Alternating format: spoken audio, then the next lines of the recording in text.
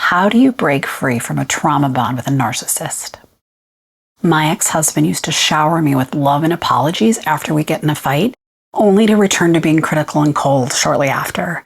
And I always wished that he would stay the person that he was in those good moments, but I started to feel trapped, almost as if it was like an addiction. In this video, I'm going to briefly explain trauma bonding. I'm going to give you 3 reasons why the narcissist creates trauma bonds, and then I'm going to give you 5 steps that you can use to dismantle the power of the narcissist and get your life back. Did you know that trauma bonds are as powerful as addiction? Research shows that the neurochemical pathways that are made in our brain as a result of trauma bonding are similar to those of drug addiction, making them incredibly difficult to break. Trauma bonding is a survival response, not a weakness. It's a psychological attachment formed through a repetitive cycle of abuse and positive reinforcement, leading to a strong emotional bond with the abuser. This cycle involves intense highs and lows, confusing the victim and creating a dependence on the abuser for validation and safety. My ex-husband and I would often fight, and of course during these fights he would emotionally and verbally abuse me. And then after those fights, often he would kind of retreat, and I would say ignore me for a couple of days, sometimes even longer. And then after that, he would be very apologetic and affectionate and loving. And this was kind of the cycle that I got caught up in, and was waiting for him to kind of return to that loving, warm personality. I just recently did a video that goes into a deeper level explanation about trauma bonding, and specifically the physiological aspects of our brain that really kind of cements this addiction. And I'm going to link that in the description.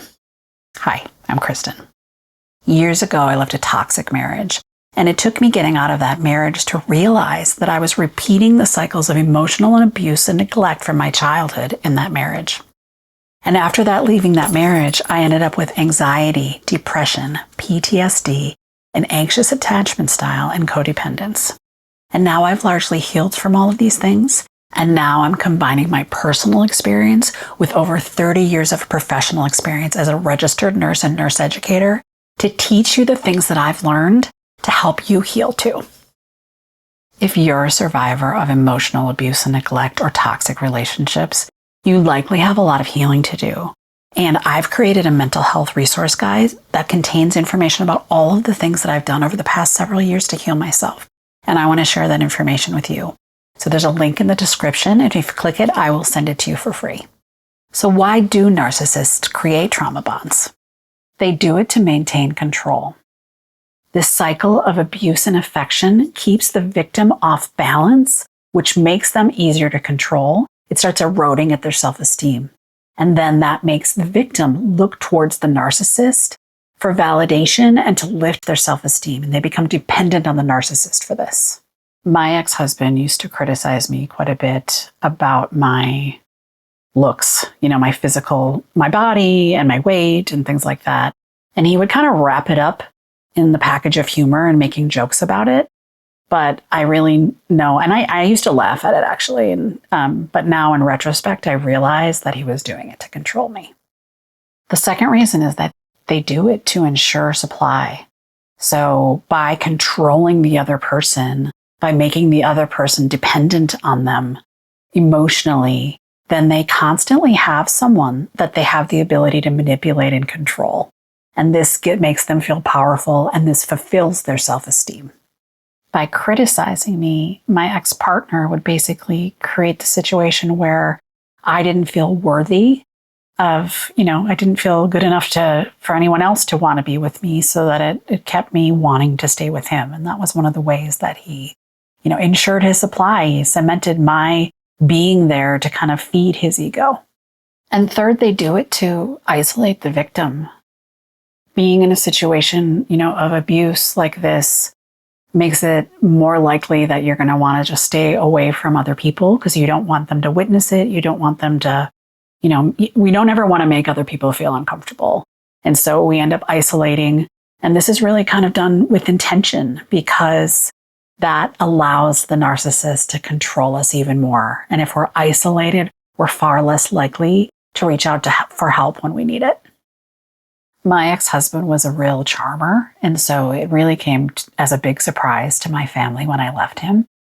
But he did make it difficult for me to spend time with my family. He didn't really want to spend time with my family, and he would always put up barriers if it was time to go visit them or something, because he didn't like participating in it.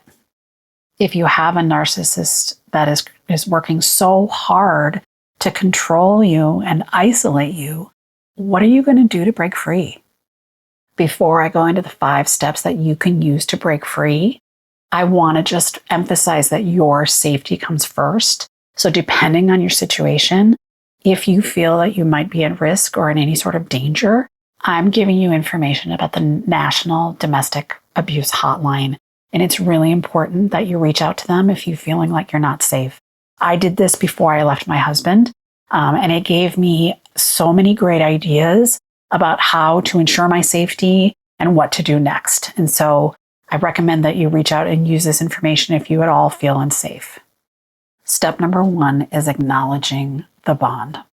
And that's just noticing it, acknowledging it to yourself, admitting it to yourself. Journaling about this can be really helpful, because really seeing it wholeheartedly and recognizing that it's happening and admitting it is the first step to be able to change it. This next one really depends on your situation, but if you have the ability to either go no contact or low contact or limit contact with the narcissist, that will really help kind of create some separation. And again, you have to do this within your ability to maintain your safety.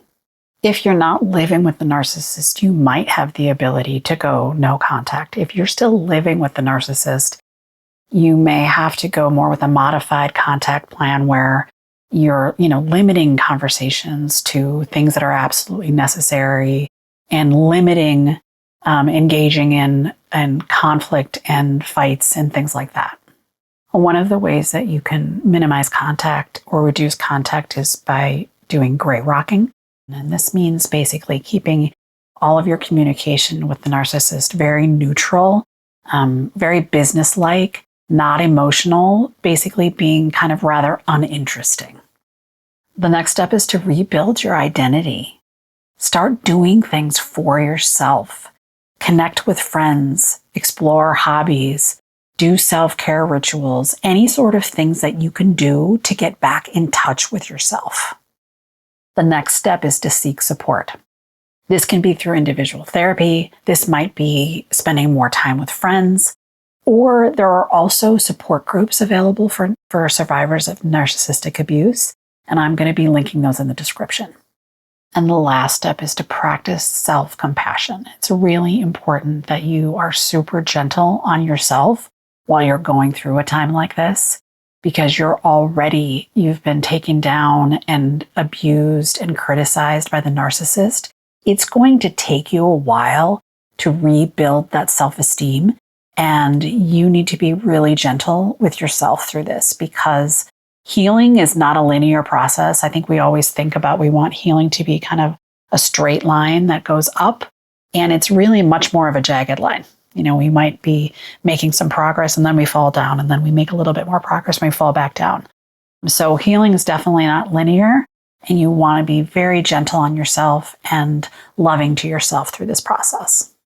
During my marriage, I had a couple of really close friends that I was very honest about the abuse that I was going through. And this really helped me because it gave me an opportunity to talk to some really close people about the abuse, and going through this process and these kind of 5 steps of, starting with acknowledging the abuse and going through the other steps that I told you about. It took me a long time. It took me probably a couple of years before I left my marriage to kind of work up the strength to do that. But you have to start somewhere. And so starting with, these steps and acknowledging it, starting to talk to some people about it, potentially making a plan, ensuring your safety, all of those things give you the ability and the strength that you need when you are finally ready to make a change. I just recently did a video series where I go into deeper level detail about all of the things that I did to fully separate from my ex-husband. And I'm linking that up above here, and you should go check that out if you're interested. Thanks.